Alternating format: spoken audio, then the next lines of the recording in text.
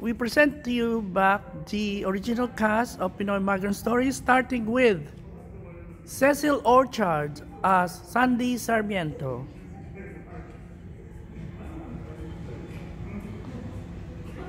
We have Ludi, played by Shelo Waghorn.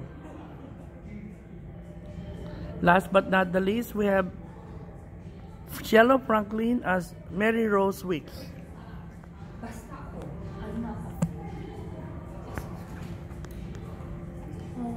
To be young and pretty again. Bakit kaya gano'n? Pagkapalaki tanda ka na. Rumarag ka sa akin ang panahon. Dati lang yung fingers ko. I can't bloody wait to be a girl. I wanted to be seated with anyone with their head in their after dinner tete. Disiplinahin kasi si Tata. Ang mga bata, pagkatapos kumain, ay hindi maaaring makihalos mga usapang natatanda. Inis ako. I love listening to those talks. Kaya parati pa rin akong natatalo. Kasi sumisimple pa rin ako. I was very cheeky. Cheeky ka pa rin even now. Pareho kayo nitong ni Sandy. Ay, Sandy, siya nga pala. Halika, nakita ko si Ruben. Tilakay mo. Really? Saan? Sino kasama?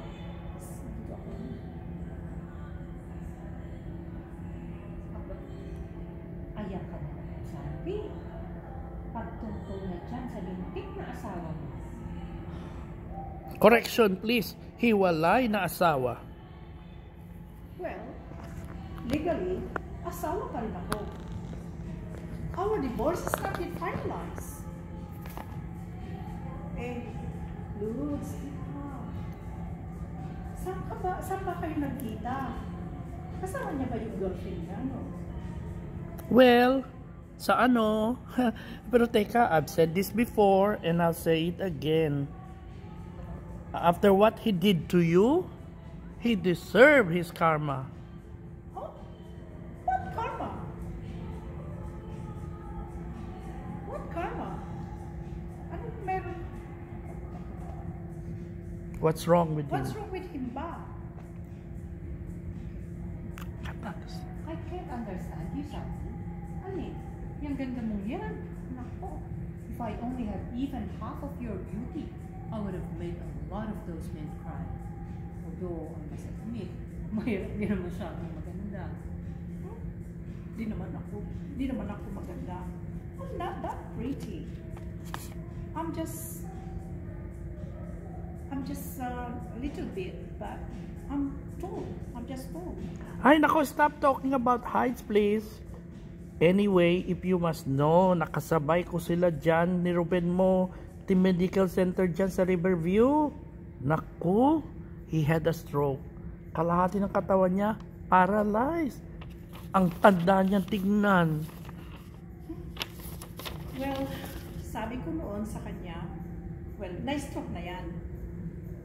Actually, my dad, na-stroke din.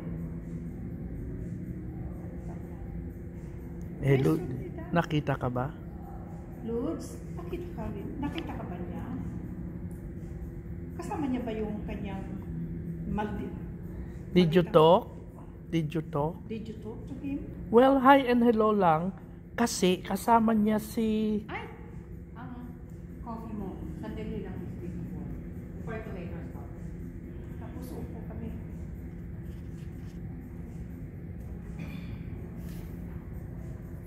Hey, Lods.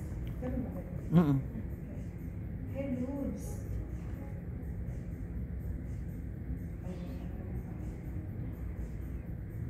Hey, Lods. Kasama niya ang bagong girlfriend niya, no?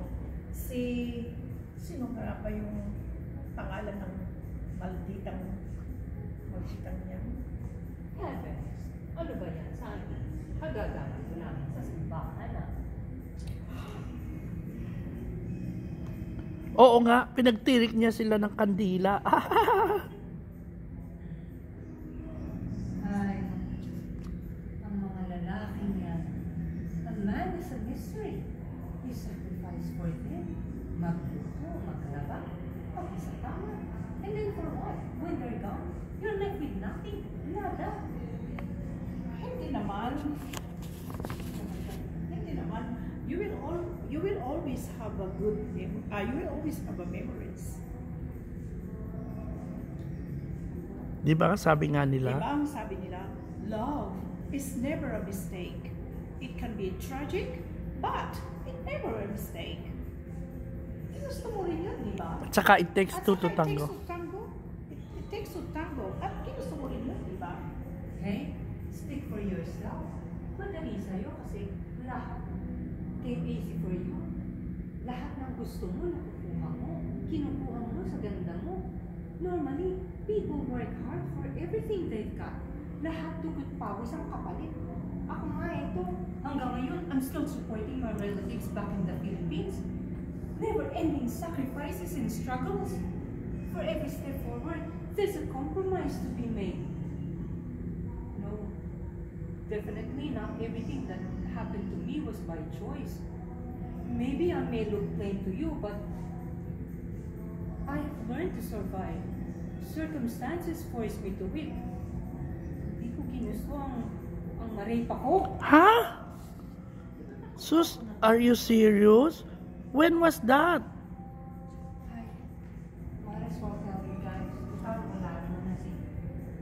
How did it happen pa? How it happened? Tapos, O sige na nga. Promise. Secret. Go on. Sandy.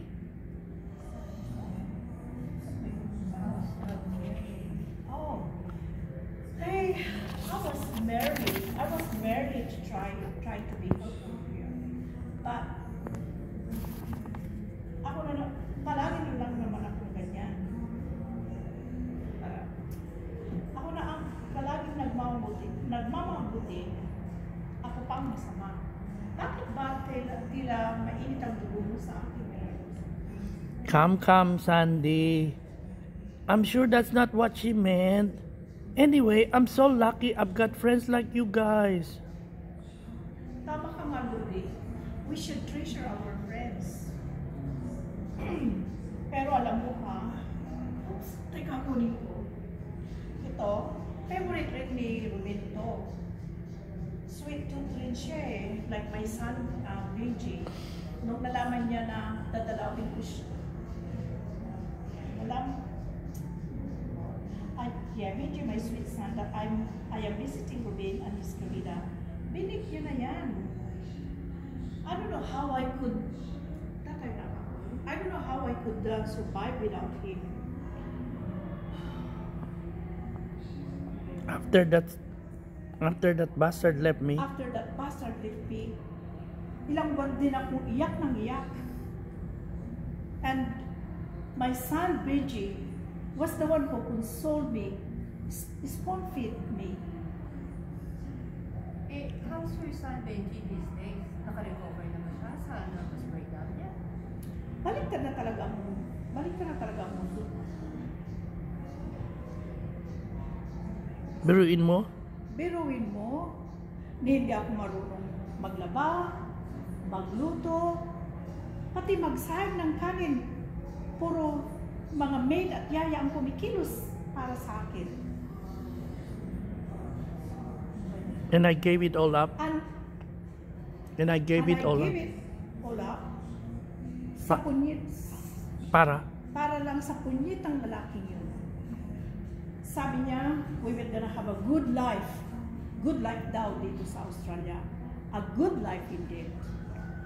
Hindi pala, wala palang effect lahat ng life ko at home. Life ko. Salamin. Dito salamin. Hindi pala, wala palang effect lahat ng life ko at pagkabutox ko. Mind you, hindi rin guarantee. Hindi pala guarantee Ang haba. ang haba ng pagsasama ninyo. There seems to be Oh my God, no logic or no reasons. logical Or reasons. or reasons. Sa bagay. Sa bagay, noon pa man, ma-chicks na yan. Hindi naman siya masyadong kagwapuhan, pero may dating. Masama nga lang. Eh, kumusta naman yung appointment mo with your doctor the other day? Oh, You, ayan. excuse mo lang yan. Ayan ka na naman. Sa totoo lang. Sa totoo lang. Hindi pala, sorry. Hindi. Ayan ka na, nakakainis. Upo ka na yan. O, di ba? Upo ka na yan. Alam mo na kung paano. Ayan ka na naman. Yan, when you say that, upo ka. Ayan ka na naman. Ayan ka na naman. Nakakainis ka na. Nakakainis ka na. Ako na naman ang nakita mo. Tigilan mo ako. Ay, naku. Pigilan mo ko sa kay Alexandra? O Diyos po, son. Don't tell me that you didn't know about Ruben's stroke. I already told you that the other day when I also saw him at the same time. Aminin mo. No wonder the very next day, you booked yourself an appointment at that same center.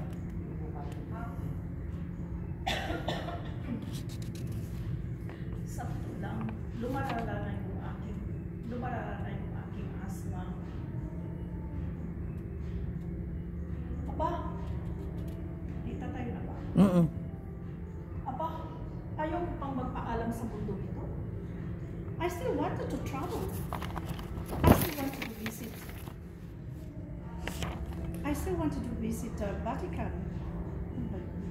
I still have to do bridge I climb. still have to do the bridge climbing.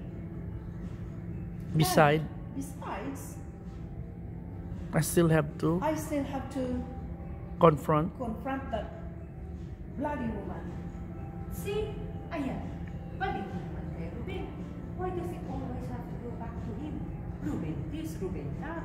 Ay, nakakasawa ka ng pakinggan. Palibhasa ikaw. Di ka natutong magmahal. You will never be a happy woman until you love others beside yourself. Ay, look ka. Wala. Stop, excuse, ay ladies, ano ba kayo? That's enough. Isa ka pa. Makasarili. Selfish. Matakaw. Ay, naku, bahala na kayo sa buhay nyo. Naku, Manang Mary, o dinamay pa ako. Wait, teka lang. At ikaw, lahat na lang, puro gusto mong nasusunod. Sandy says, I don't want this, I want this, I want, puro pa I want. Excuse me? Excuse me. Sabi ko na nga ba? Sabi ko na nga ba, you're always envious to my beauty and poised. This is going nowhere. Ding! I better check in my cooking. Ikaw naman, Sandy, pagpasensya mo na yan si Mary Rosa. She's been irritable lately. Maybe her medication affects her mood. Yahoo! Mrs. Mary Rose, I smell something nice. What's cooking?